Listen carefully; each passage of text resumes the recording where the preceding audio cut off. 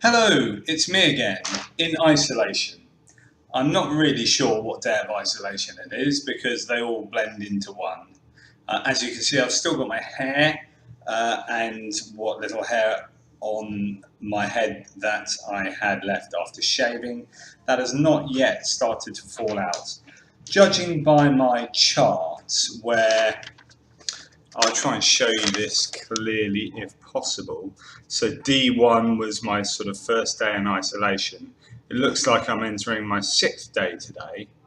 Um, I still am holding my hair. It's hanging on tenuously, which is fine. What are my experiences of isolation so far? Well, I've quite enjoyed it in the sense that I'm busy. I do a lot of writing, I'm doing a lot of videos, I'm video interviewing people outside of this whole MS journey. So I'm a philosopher in my spare time and I do a lot of geeky stuff. So I'm interviewing people that I find interesting and then putting them on YouTube. But I'm also video diarying my experiences here in the clinic, which have so far been absolutely fantastic. I'm not changing any of my opinions here. I think the place is incredibly sterile, efficient, well managed. The staff are superb and caring. The machinery is brilliant. Everything seems to be fine. As far as my personal health is concerned, apart from possibly being weaker on my feet, which is something I've told you about before, and I put that partly down to deconditioning because basically I've done bugger all exercise. I've just been, I've got almost bed sores on my arse from just sitting at my computer or sitting on my bed.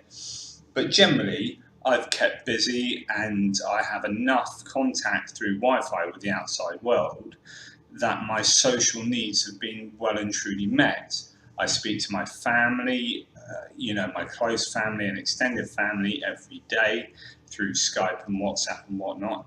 And that's ironically, I probably speak to my parents more now than I do at home, and they only live around the corner. So it's a kind of a weird thing. I suppose, in a sense, it's a journey that brings you together in a way that maybe normal everyday life wouldn't. I've also been surprised at the continued support from people outside of my journey here who are either continuing to support financially or sort of morally. There's been a follow-up newspaper report in the local newspaper, which has been wonderful. That came out a couple of days ago. I contacted them with an update, and they were more than happy to run that. And that just keeps these things in the limelight, because for me, it's about putting HSCT on the map and being an ambassador for HSCT, so that eventually this becomes the number one healthcare pathway for anyone with MS. And I've told you about that before. Another thing I've done is written a really big piece, and I've plastered that over the internet and different HSCT forums and whatnot, that really goes to town on why I think HSCT is the right thing to do, the barriers that people face in trying to access HSCT, both institutional and personal. Institutional being big pharma, neurologists not knowing enough about it being a hematological thing and not really a neurological thing to begin with, as well as financial burdens and worries about places like Russia and Mexico. So I've written a really big piece to try and explain where I'm coming from, and hopefully be supportive to those who are going to embark on this journey. I mean, part of what I'm doing here, really, part of what drives me on a daily basis is to support others, and that's why I'm so frequently on these sort of HSCT forums, and why I can't really emphasize enough the importance of those Facebook forums. I mean, social media does have its very valid place in scenarios like this. Food-wise, food has been fairly consistent. I've not minded it, like I've talked to you about before. Lunch appears to be every day some form of meat, very nice tender meat, and 2 baked apples. And you think that's the weirdest combination, like meat and two veggies and meat and 2 fruit. But it's fine. It's just kind of what you need. And like I've said before, you're not doing enough exercise to warrant these massive meals, so they just give you enough that obviously have the right kind of nutrients for you to rebuild up your immune system.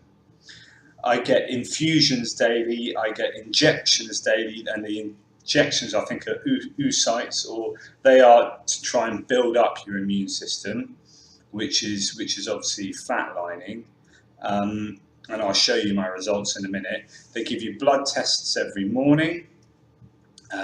They maybe 3 or 4 times a day, they are taking your pulse rate and your temperature. My temperature and pulse are spot on every time, so I'm particularly lucky. Other people might not be lucky. I know, for example, Frank next door has slightly low platelet levels, which means that they'll have to be doing things in order to make sure that they are in the right range. I take sleeping pills generally at night to try and help my sleep. I do suffer with needing to go to the loo quite a lot during the night, and that breaks up my sleep pattern. I am no longer on a catheter and no longer have adult nappies, so that's a shame. Back to being an adult. So I thought I would show you my little iris badge that you get on your stem cell birthday. So this is this signifies, hopefully you can see that, you can't see it very well, but that signifies new life. It's a bit blurred, sorry, it's a bit close to the camera. So that gets pinned on you on your birthday, and that's a kind of symbol of community and hope, and the fact that you've had your stem cells reinserted into your body, and they are going to start working to create a new version of you, as your old sort of B cells and T cells and these cells that have been attacking your body are dying off as a result of the chemotherapy. Now that doesn't happen instantaneously from the chemotherapy, so I am now 6 days after chemotherapy, and my levels are still sort of dropping and whatnot. So let's explain this sheet. So this is a sheet I get every day filled in. Day 1 over here. So my hemoglobin levels, basically my blood levels, they need to be above 80. And at the moment they've been 97, 93, 97, 98 and 100. So they're fine, my blood levels are fine. If they drop, you can end up having transfusions, but mine are fine. Leukocytes, this is the important one. That second row is basically a representation of my immune system, and that needs to get as low to 0 as possible. So it started off at 0.8, went to 0.2 really quickly, and then 0.02, 0.03, and then back down to 0.02. That's really, really good, because 1 to 3% of that are basically the bad stuff that you want to get rid of. So 1 to 3% of 0 is going to be 0. So hopefully that I mean, they seem to be really happy with that being low enough. Whether they give me some extra stuff to just fully kill those last bits off, I don't know. But they expect that to drop to the sort of lowest point around here. He's drawn a very faint line around the day 6 to day 7 mark. So possibly today, tomorrow, they will be at their lowest. And then the third column here are platelets. So the other things in your blood that do funky stuff. Now I've got 78, 61, 61, 45, 35. They need to stay above 20. So I'm safely above that at the moment. So my figures look really pretty good. So I'm stoked about that. That's fantastic, and long may that continue.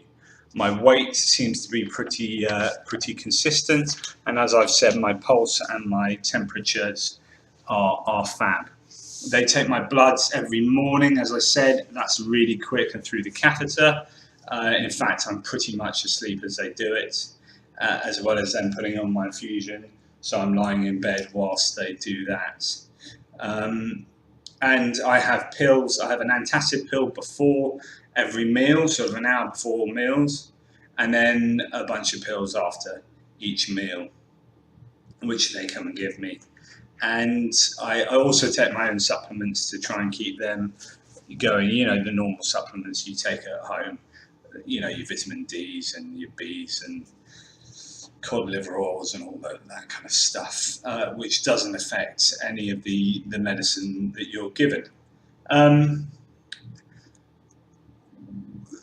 The daily basis of living in a room with four walls and starting to talk to yourself and going a bit mad, it's not too bad. As I said, social media keeps you going.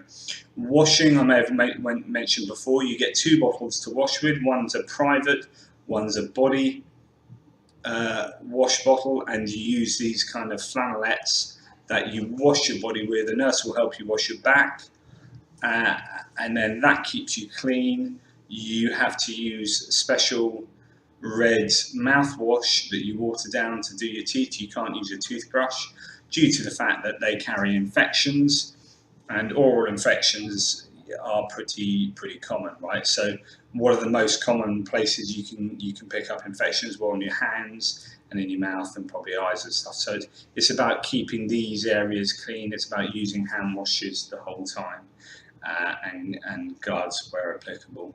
I have had deliveries of soft drinks and things to keep me going, because you know you need a few nice things to while away the day. There's only so many cups of tea I can have with oat milk before I start losing the plot. And basically it's just sort of reading and keeping yourself busy, playing games on computers, emailing, writing, and a lot of people will sleep and watch Netflix and do whatever, you know. So technology is a very important part of keeping you sane in here. But it's fine. I have absolutely not minded being in isolation. The only thing is obviously not seeing your family, as in that physical contact with people, especially your loved ones. But I speak to my partner and my children every night on social media, and so actually, you know, that's fine as it is, certainly for the moment. And you get enough nurses barging into your door. I mean, they're, you know, basically you don't want to be standing naked in the middle of the room, just doing star jumps, because people, because that's what I do all day.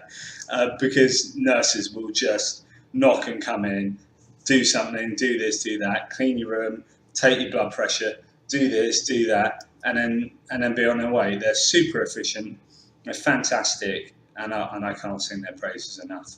So that's a little update on isolation. I suppose how long it takes and what happens going forward in isolation will depend on your blood tests and how you are reacting to the drugs and to any infections that you might get. As soon as you feel anything different, whether it be diarrhea, slightly high or slightly low temperature, anything like that, you need to call. You know, there are plenty of buttons to press to call people, and they will come and sort you out. But touch wood, I've had absolutely no problems so far. One thing to talk about, so I have had further very kind donations from people back at home. One of the things that I am definitely going to do after I finish treatment here is spend any money that I have left over to come back out here to get my follow-up MRI scans. And that is because I want to compare my MRI scans from here with like-for-like scans. They were done on a 3 Tesla scanner. I want them done on a 3 Tesla scanner.